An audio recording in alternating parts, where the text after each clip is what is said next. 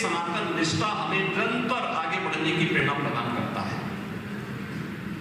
श्रीमद् भगवद गीता भी यही हमें प्रेरणा देती है कि श्रद्धावान लभते ज्ञान, यानी अगर हमारे मन में श्रद्धा नहीं है तो स्वाभाविक रूप से हम स्वतः स्फूर्त भाव के साथ उस कार्यक्रम के साथ नहीं जुड़ पाएंगे। इस श्रद्धा का भाव कहां से आता है? ये हमारी सोच से पैदा होता है। जैसी दृष्टि वैसी सृष्टि। अगर हमारी दृष्टि अच्छी नहीं होगी तो हमें सृष्टि भी अच्छी नहीं दिखाई देगी।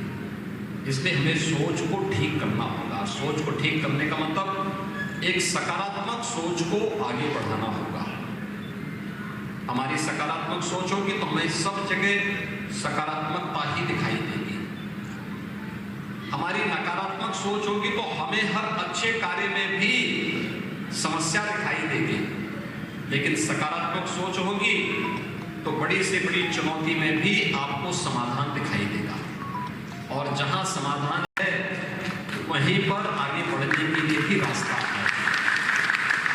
जहां हमें हर कार्य में समस्या दिखाई देती है, कुछ लोगों की प्रवृत्ति होती है, आप देखते होंगे, जो कभी अच्छा सोच नहीं सकते। जब अच्छा सोच नहीं सकते तो अच्छा कर भी नहीं सकते। वे हर एक कार्य में कुछ न कुछ समस्या गिना देंगे और उसके लिए उन्हें 10 बहाने मिल जाते हैं। यानी अगर समाधान की तरफ आपको बढ़ना है तो उसके लिए बहाना कोई मायने नहीं रख सकता। उस समय बहाना नहीं बन सकता। अगर हमें समाधान की तरफ बढ़ना है तो हमें समाधान को ही आगे लेकर के चलना होगा, समस्या को नहीं। जब हम किसी कार्य को करने के पहले समस्या गिनने लग जाएंगे तो आप समाधान तक कभी नहीं पहुंच पाएंगे। और जो नकारात्मक सोच के लोग होते हैं वे हमेशा 10 बहाना ढूंढ करके समस्या गिनाने लग जाएंगे। लेकिन जिन्हें समाधान करना होता है वे बहाना नहीं ढूंढेंगे, वे समस्या नहीं गिनाएंगे, वे समाधान दे देंगे। इस कार्य को ऐसे इस लक्ष्य तक पहुंचने का रास्ता, और जो मैंने 5 श्रेणी आपके सामने गिनी है, यही 5 श्रेणियां ऐसी होती हैं जो व्यक्ति को सही रास्ता दिखा सकते हैं। उसके स्वयं के माँ बाप, माता पिता, वे सबसे पहले गुरु हो गए। उनके स्वयं के भाई, बड़े भाई, बड़ी बहन, ये उनके दूसरे गुरु हो गए परिवार के अंदर ही। उनके स्वयं के समाज के प्रबुद्ध जन, बड़े बुजुर्ग, कोई भी हो, बड़ा बुजुर्ग कोई भी हो, महाजन एन गतः सपंथ की बात जब हम करते हैं तो महापुरुष समाज का कोई भी, किसी भी जाति, किसी भी मत, किसी भी मजहब, किसी भी क्षेत्र, किसी भी भाषा का हो सकता है, वो हमारा मार्गदर्शक हो सकता है। वह जो राह दिखाए वह भी हमारे लिए अनुकूल हो सकता है, जो समाज के अनुकूल है वह हमारे अनुकूल है। 5वां, शिक्षा का गुरु, जो आपको विद्यालय में अक्षर ज्ञान से लेकर के आगे बढ़ने की प्रेरणा दे रहा है। और 5वें प्रकार के जो आपके दीक्षा के गुरु हैं, जो आपके जीवन को और भी उन्नत बनाने के लिए, जो सनातन हिंदू धर्म की परंपरा है, उस परंपरा के अनुरूप आगे बढ़ने में आपका योगदान दे सकता है। 5 श्रेणी के इन महापुरुषों का मार्गदर्शन किसी न किसी रूप में हम सबको प्राप्त होता है। और याद रखना, अवसर सबको प्राप्त होता है। उस अवसर को अपने अनुरूप और समाज के अनुकूल बना करके आगे बढ़ने वाला व्यक्ति ही जीवन में हमेशा सफल होता है। और उस हर चुनौती को अपने अनुकूल और समाज के अनुकूल बनाने के लिए ही हम सबको सदैव समाधान की तरफ बढ़ने के समय हम प्रयास करेंगे तो जीवन में हमें सदैव सफलता प्राप्त होगी। हम सबका सौभाग्य है कि हम लोग आजादी के अमृत महोत्सव वर्ष में गुरु पूर्णिमा के इस आयोजन के साथ जुड़ गए। अभी 15 अगस्त आएगी, यानी आज से कुल 1 महीना 3 दिन का समय। 15 अगस्त 2022 यह देश आजादी के 75 वर्ष पूरा कर रहा होगा। आजादी का ही यह अवसर है जो हमें इतने बड़े आयोजन के साथ बिना किसी औपचारिकता के शामिल होने का अवसर दे रहा है। हमें बोलने की स्वतंत्रता है, अपने अनुसार अपनी चर्या को आगे बढ़ाने की स्वतंत्रता भी है, धार्मिक स्वतंत्रता भी है, हमें अपने अनुरूप जीने की, आगे बढ़ने की पूरी स्वतंत्रता भी है। सभी प्रकार के अवसर हमें प्राप्त हो रहे हैं। ये भारत की आजादी के कारण ही हो पा रहा है।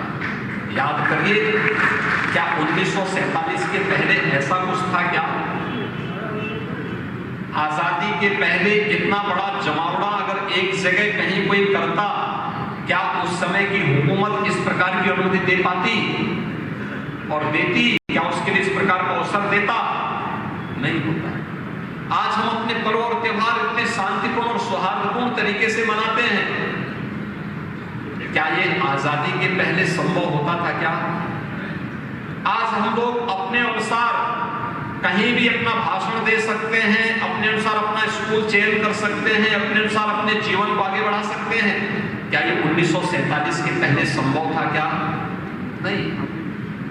हमें उस समय निर्णय लेने की स्वतंत्रता नहीं थी, अब से अपने अनुसार जीवन जीने की स्वतंत्रता नहीं थी, हमारा अपने देश का संविधान नहीं था, हमें ब्रिटेन की मर्जी से काम करना होता था।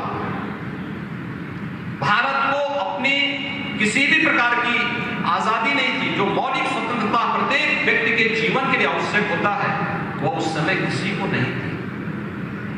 और इसीलिए यह देश जब 15 अगस्त 1947 को आजाद हुआ, आजाद भारत ने फिर कहा कि नहीं, अब हम किसी के संविधान से नहीं बल्कि अपने देश की भावनाओं के अनुरूप अपना संविधान बनाएंगे और उसके अनुरूप अपना देश का संचालन भी करेंगे। स्वतंत्र भारत ने अपना संविधान भी बनाया। 26 जनवरी 1950 को संविधान को अंगीकार भी किया। इससे पहले 26 जनवरी 1949 को, 26 नवंबर 1949 को संविधान को हमने स्वीकृति भी दी, संविधान सभा ने स्वीकृति भी दी। प्रधानमंत्री मोदी जी ने 26 नवंबर की तिथि को संविधान दिवस के रूप में भी पूरे देश के अंदर मनाना प्रारंभ किया, जिससे भारत की हर एक पीढ़ी को, वर्तमान और भावी पीढ़ी को अपने वर्तमान और अपने अतीत की जानकारी भी प्राप्त हो सके। संविधान दिवस पर देश के संविधान की प्रति शपथ लेकर के हम लोग न केवल अपने मौलिक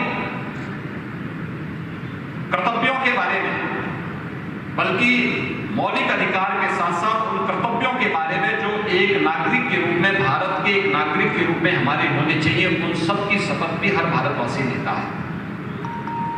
और हम सब सौभाग्यशाली हैं कि हमारी ये पीढ़ी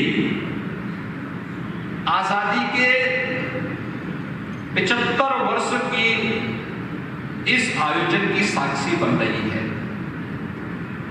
जिन लोगों की उम्र 80 साल, 85 साल, 90 साल होगी, उन्हें 1947 के पहले की स्मृतियां याद होंगी। उस समय किस प्रकार की परिस्थितियां हुआ करती थी। कहीं पर भारत के नागरिकों का कोई बड़ा जमावड़ा हुआ, पता लगा ब्रिटिशर के द्वारा वहां पर गोलियां चला दी जाती थी। चोरी चोरा की घटना ऐसे ही भी। अवैध वसूली के खिलाफ जब गोरखपुर के चोरी चोरा क्षेत्र के किसानों ने, मजदूरों ने आवाज बुलंद की तो उन पे गोलियां चला दी गई। जब उन लोगों ने अपनी बात को लेकर के थाने का घेराव किया, वहां उन्हें खून दिया गया। यही तो होता था, ये तो चोरी चोरा की घटना थी। और उसके बाद किसान और यहां के श्रमिकों का आक्रोश जब सामने आया तो चोरी चोरा की घटना के रूप में देश के अंदर, भारत के इतिहास में अत्यधिक विख्यात। यही गोरखपुर में तो हुआ था। 4 फरवरी 1922 को। यही गोरखपुर था जहां पर शहीद बंधु सिंह को फांसी दी गई थी। शहीद बंधु सिंह ने 1857 में भारत की स्वाधीनता के लिए, उस समय पूरे देश के अंदर आजादी के लिए जो आवाजें उठ रही थी, उसका नेतृत्व शहीद बंधु सिंह समेत तमाम अन्य ऐसे महापुरुषों ने 1857 में भी गोरखपुर और आसपास के क्षेत्र में उसकी क्रांति की लौ को जलाया था। कहीं शहीद मंगल पांडे के नेतृत्व में यह लड़ाई आगे बढ़ी थी। पश्चिम में अगर आप जाएंगे, मेरठ में धन सिंह गुर्जर के नेतृत्व में एक क्रांति की लौ आगे बढ़ी थी। कहीं झांसी की रानी लक्ष्मीबाई झांसी के अंदर इस लड़ाई को लेकर के देश की स्वाधीनता के लिए लड़ रही थी। अलग अलग क्षेत्र में कोई देश का कोना ऐसा नहीं बचा था जहां पर देश की आजादी के लिए लोगों ने अपने आप को बलिदान न किया हो, आगे बढ़ करके कार्य न किया हो।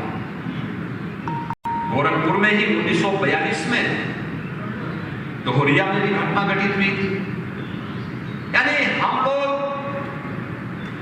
भारत छोड़ो आंदोलन में, गांधी जी के आंदोलन में भारत शामिल हो रहा है, और अगर गोरखपुर के एक छोटे से गांव के लोगों ने इस आंदोलन में सहभागी होने का अपने को जोड़ा और एक जुलूस निकल रहा है, तो उसी में पूरा डोहरिया गांव समाप्त कर दिया गया, जला दिया गया। दर्जनों लोग मार दिए गए, झूठे मुकदमे में फंसा दिए गए। यही विदेशी हुकूमत का शासन होता है। वे अत्याचार करते थे, अन्याय करते थे, हमारी आवाज को आगे बढ़ने नहीं देते थे, और इसी अन्याय अत्याचार के खिलाफ भारत का अपना शासन होगा। देश के क्रांतिकारियों ने, देश के स्वतंत्रता संग्राम सेनानियों ने देश की आजादी के लिए जो योगदान दिया, इसका परिणाम है 15 अगस्त 1947 में देश आजाद हुआ। और 75 वर्ष की यात्रा भारत ने कैसे तय की है, यह 75वें वर्ष में आजादी का अमृत महोत्सव आयोजन के साथ हम सबको जुड़ने का अवसर प्राप्त हो रहा है, और इस अवसर के लिए हम सबको भी एक संकल्प के साथ जुड़ना है। देखिए, आयोजन के साथ जुड़ जाना, शासन स्तर पर, स्थानीय स्तर पर, विभिन्न सामाजिक सांस्कृतिक संगठनों के स्तर पर कार्यक्रम बनेंगे, और मुझे लगता है हर भारतवासी का दायित्व बनता है इन कार्यक्रमों में हम सब सहभागी भी हैं। गोरखपुर वह स्थान है जहां पंडित रामप्रसाद बिस्मिल को फांसी की सजा हुई थी। उन्होंने लखनऊ के काकोरी नामक स्थान पर अंग्रेजों के खजाने को लूटा था। उसको वहां पर भारत का खजाना भारत से जाकर के ब्रिटेन जाएगा, ये कैसे हो पाएगा? नहीं हो सकता। भारत का पैसा भारत में ही लगना चाहिए, भारत के क्रांतिकारियों की मांग थी। और उस समय पंडित रामप्रसाद बिस्मिल, अस्फाउल्लाह खां, ठाकुर रोशन सिंह, चंद्रशेखर आजाद, राजेंद्र प्रसाद लाड़ी, इन सभी क्रांतिकारियों ने एक योजना बनाकर के ट्रेन रोकी और खजाना लेकर के, और उन्होंने कहा कि हम ब्रिटिशर के खिलाफ अपना आंदोलन आगे बढ़ाएं। काकोरी कांड के नाम पर ये सभी क्रांतिकारियों को फांसी की सजा हुई थी। चंद्रशेखर आजाद प्रयागराज में शहीद हुए थे, लेकिन शेष अन्य को, किसी को गोरखपुर में, किसी को गोंडा में, किसी को अयोध्या में, किसी को नैनी में, अलग अलग जगह फांसी हुई थी। आजादी के उन दीवानों के सपनों को साकार करने का भारत बनाना है, और इसीलिए प्रधानमंत्री जी ने कहा कि आजादी के अमृत महोत्सव आयोजन को उस प्रकार से यादगार बनाना, और देश की आजादी के शताब्दी वर्ष के लिए लक्ष्य तय करना। 25 वर्षों के लिए अभी से हम कार्य करना प्रारंभ करेंगे। आप जैसे अपने बच्चे को पढ़ाते होंगे, स्कूल भेजते होंगे, पहले से तय करते होंगे कि मैं बच्चे को जब पहली क्लास में भेजूंगा तो एक समय जाकर के स्नातक होगा, परास्नातक होगा, उस क्षेत्र में आगे बढ़ेगा, उत्तम शिक्षा अर्जित करेगा, जीवन के अलग अलग क्षेत्र में, कोई चाहेगा वो सर्विस में जाए, अच्छी सेवा में जाए, कोई चाहेगा वो व्यवसाय के क्षेत्र में जाए, कोई चाहेगा कि अपना स्वयं का स्टार्टअप स्थापित करे, कोई चाहेगा कि यह व्यक्ति बाहर जाए, कोई चाहेगा कि अपने घर में रहे, अपने कारोबार को देखे। अलग अलग फील्ड में व्यक्ति की रुचि के अनुरूप आप कार्य योजना एक अभिभावक के रूप में अपने बच्चे का तैयार करते हैं। ऐसे ही देश की आजादी के अमृत महोत्सव वर्ष से शताब्दी वर्ष के लिए आगामी 25 वर्षों की कार्य योजना के लिए देश अब कार्य करना प्रारंभ करेगा और उसमें भी मेरा देश वैभवशाली हो, मेरा देश दुनिया का समृद्धतम देश हो, मेरा देश दुनिया के सबसे ताकतवर देश हो। ये कौन ऐसा भारतवासी होगा जिसके मन में इस प्रकार की भावना है? और मुझे लगता है हर भारतवासी जो जिस क्षेत्र में काम करना है पूरी राष्ट्र निष्ठा के साथ कार्य करना अगर प्रारंभ कर दे तो अमृत महोत्सव वर्ष की सार्थकता भी होगी और आगामी 25 वर्षों की एक कार्य योजना जो पूरे देश के लिए लागू होनी है, उस कार्य योजना के साथ हम सब भी जुड़ेंगे। और अमृत महोत्सव वर्ष की जो सबसे बड़ी ताकत होगी वह ताकत होगी हर घर में तिरंगा लहराना चाहिए। भारत के आन बान और शान के प्रतीक, भारत के प्रतीकों का भारत के अंदर सम्मान होना चाहिए। भारत का राष्ट्रगान, भारत का राष्ट्रगीत, भारत का आन बान शान का प्रतीक तिरंगा, भारत का संविधान, इन सब के प्रति सम्मान का भाव हर भारतवासी के मन में होना चाहिए। क्योंकि ये प्रतीक केवल प्रतीक नहीं है, ये राष्ट्र की प्रेरणा है। हमारे आगे बढ़ने के लिए हमारा एक दिग्दर्शन है और उस कार्यक्रम के साथ हम सबको जुड़ना होगा और उस कार्यक्रम के साथ जुड़ने के लिए ही आजादी का यह अमृत महोत्सव हम सबके लिए अत्यंत मायने रखता है। हर व्यक्ति अगर अपने अपने दायित्वों का निर्वहन अपने क्षेत्र में करना प्रारंभ कर दे, देश पिछले 8 वर्ष के अंदर जिस तेजी के साथ दुनिया की एक बड़ी अर्थव्यवस्था बनने पर अग्रसर हुआ है, कोई कारण नहीं कि यह आने वाली सदी भारत की सदी होगी। भारत दुनिया को नेतृत्व करेगा। भारत दुनिया के अंदर भारत की ताकत का एहसास आज दुनिया के अंदर हो रहा है।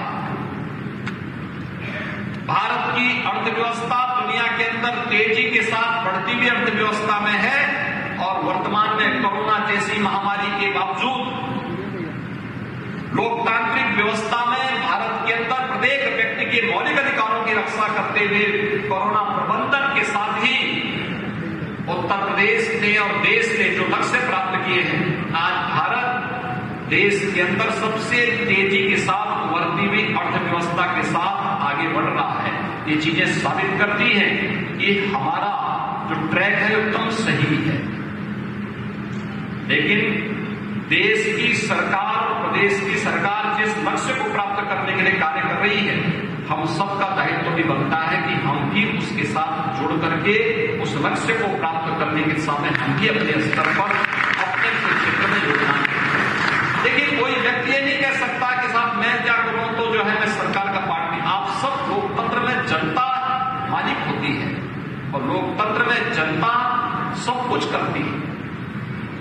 आपके द्वारा चुने गए जनप्रतिनिधि सांसद के रूप में, विधायक के रूप में, जिला पंचायत अध्यक्ष या सदस्य के रूप में, मेयर या पार्षद के रूप में, प्रमुख या क्षेत्र पंचायत समिति के सदस्य के रूप में, प्रधान या ग्राम पंचायत सदस्य के रूप में, ये आपके प्रतिनिधि हैं।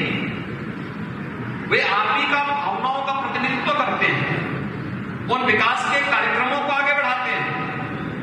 वे कार्य मेरिट के आधार पर आगे बढ़ सके, हमारा दायित्व बनता है हम भी उसमें सहभागी हों। किसान अगर ईमानदारी के साथ अपनी खेती बाड़ी के कार्य को कर रहा है और कृषि उत्पादन में कुछ नए शोध करके नवाचार के साथ अपनी कृषि को जोड़ता है, वास्तविक राष्ट्र के प्रति उसकी सेवा है। एक श्रमिक अपना पसीना बहा करके कार्य कर रहा है, ये भी उसकी राष्ट्र के प्रति निष्ठा है।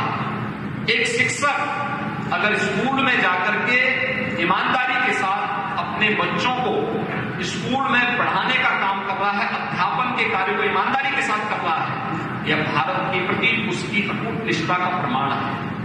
एक छात्र अगर ईमानदारी के साथ अपनी क्लास में पढ़ता है और ईमानदारी के साथ स्कूल के अनुशासन को मानते हुए उन सभी गतिविधियों में सहभागी बनता है, ये उसकी अपने राष्ट्र के प्रति अटूट निष्ठा का प्रमाण होता है।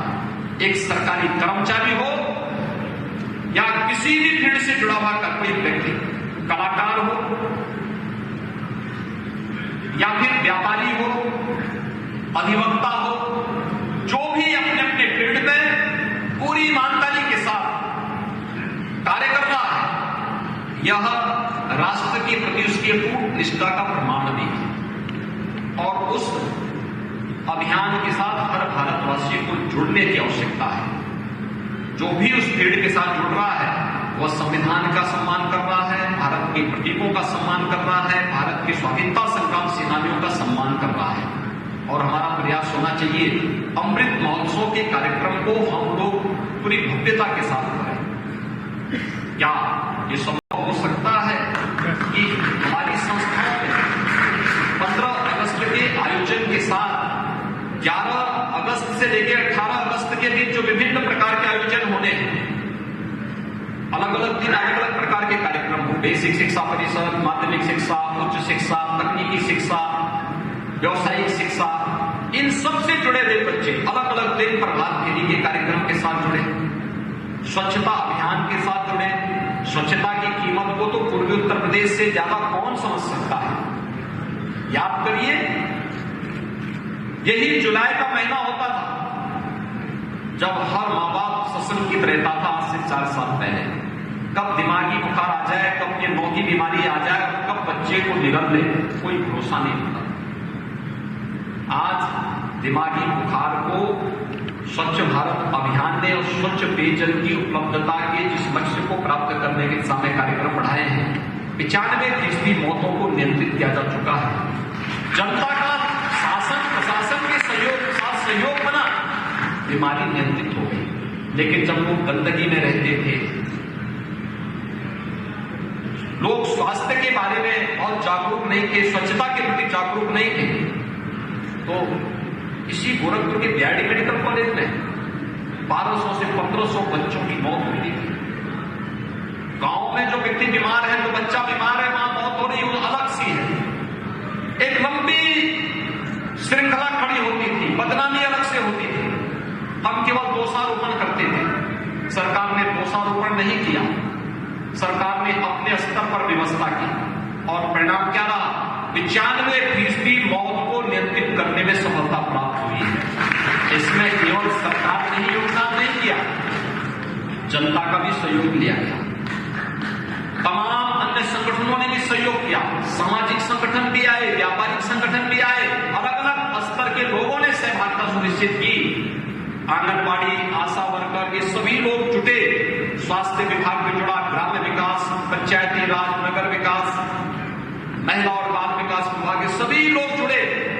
परिणाम सबके सामने आ गए। जब भी टीम वर्क होगी, सबकी भावनाएं एक जैसी कार्य करती हुई दिखाई देगी, परिणाम हमारे अनुकूल आएगा।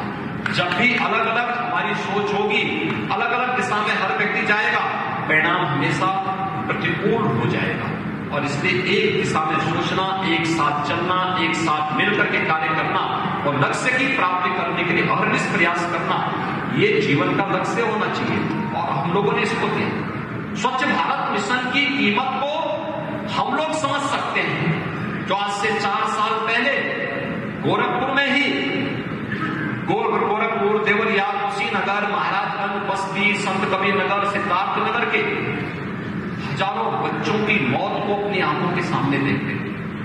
आज स्वच्छ भारत मिशन जैसे भारत के प्रधानमंत्री जी के विजनरी अभियान ने उन मौत के आंकड़ों को नियंत्रित करने में सफलता प्राप्त कर। इसलिए 11 से 18 के बीच में जो कार्यक्रम होंगे, किसी दिन स्वच्छता का कार्यक्रम चले, प्रभात फेरी स्वच्छता के बारे में, सैनिटाइजेशन के बारे में, कोरोना महामारी के बारे में व्यापक जागरूकता का कार्यक्रम बने, महापुरुषों की झांकियां निकले, अलग अलग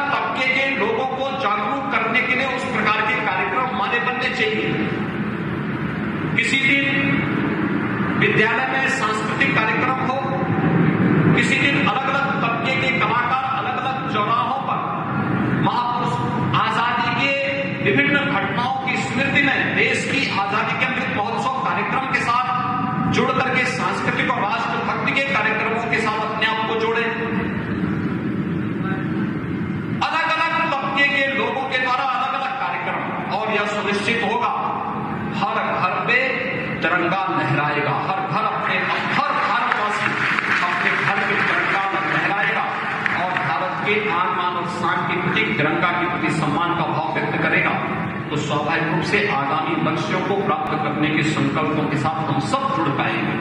और ये हम सब भारतवासियों को करना चाहिए, उत्तर प्रदेश वासियों को करना चाहिए, गोरखपुर वासियों को इन सब कार्यक्रमों के साथ जोड़ना चाहिए। हम सबका दायित्व बनता है, क्योंकि हम भारत के वासी हैं और भारत की आजादी के 75 वर्ष हम सब मना रहे हैं। आजादी का अमृत महोत्सव कार्यक्रम के साथ जुड़ना हम सब के लिए अद्भुत घटना होगी। आगामी 25 वर्षों की कार्य योजना बनाना हम सब के लिए एक महत्वपूर्ण घटना होगी। 25 वर्ष क्या, आप में से बहुत सारे लोग अलग अलग पोजीशन पर होंगे। कोई युवा हो चुका होगा, कोई बुजुर्ग प्रौढ़ हो चुका होगा, कोई बुजुर्ग हो चुका होगा, बहुत सारी चीजें होंगी। लेकिन उन सब की प्रवाह के बगैर हम सब इस कार्यक्रम के साथ जुड़े, यह हम सब के लिए अत्यंत महत्वपूर्ण होगा। आजादी के अमृत महोत्सव कार्यक्रम के साथ साथ अनेक महापुरुषों की जयंतियां होंगी, जिन लोगों ने उस दौरान अपने भारत की आजादी के लिए अपना योगदान किया था। गोरखपुर में शहीद बंधु सिंह का, पंडित राम प्रसाद बिस्मिल का है, चोरी चौरा डोहरिया और भी अन्य जो गोरखपुर में ऐसे महत्वपूर्ण स्थल है, वहां से जुड़े हुए उन क्रांतिकारी और शहीदों के बारे में भी हम सबको कुछ विशिष्ट कार्यक्रम बनाने चाहिए, विशेष आयोजन करने चाहिए। यह एक लक्ष्य है। दूसरा, आजादी की लड़ाई में सफलता प्राप्त हुई तब जब भारत ने स्वदेशी अपनाया था। स्वदेशी का मतलब जो भारत के लोगों के द्वारा ही, भारत के हस्तशिल्पियों के द्वारा, भारत के कलाकारों के द्वारा, कारीगरों के द्वारा जो उत्पाद बनाया जाए, उसको भारत ने जब स्वीकार करना किया, विदेशी वस्तुओं की गोलियां चली, स्वदेशी वस्तुओं को लोगों ने अपनाना शुरू किया। देखते देखते पूरे देश के अंदर यह आंदोलन एक नए बोझ और तेज के साथ आगे बढ़ा। आज प्रधानमंत्री जी ने एक नया लक्ष्य दिया है, आत्मनिर्भर भारत का। आत्मनिर्भर भारत तभी आगे बढ़ेगा जब हम सब अपने स्वदेशी वस्तुओं को प्रमोट करेंगे। कभी गोरखपुर के पिपरोली में बर्तन बनते थे, आज गायब हो गया। कहां गायब हो गया, क्यों गायब हो गया, आज क्यों नहीं बन पा रहा है? याद रखना, जब हम सिल्वर के, यानी जो ये एल्युमिनियम के बर्तन में भोजन जो बनाते हैं ना, ये बड़ा खतरनाक है। विश्व की तमाम प्रतिष्ठित संस्थाओं ने इसके बारे में एक चेतावनी दी है। सबसे अच्छा भोजन किसमें बनेगा, पीतल या उससे जुड़ी हुई जो बर्तन होंगे उसमें बने हुए भोजन आपके लिए, स्वास्थ्य के लिए अनुकूल हो सकता है। लेकिन ये जो एल्युमिनियम से बने हुए बर्तन में जब हम भोजन बनाते हैं, वह स्वास्थ्य के लिए बहुत अनुकूल नहीं होगा। लेकिन यहां पर गोरखपुर में, पिपरौली में कभी ये बर्तन बनते थे, आज वो बंद हो गए। हर जनपद के लिए राज्य सरकार ने एक योजना चलाई, एक जनपद एक उत्पाद की योजना। हमने गोरखपुर में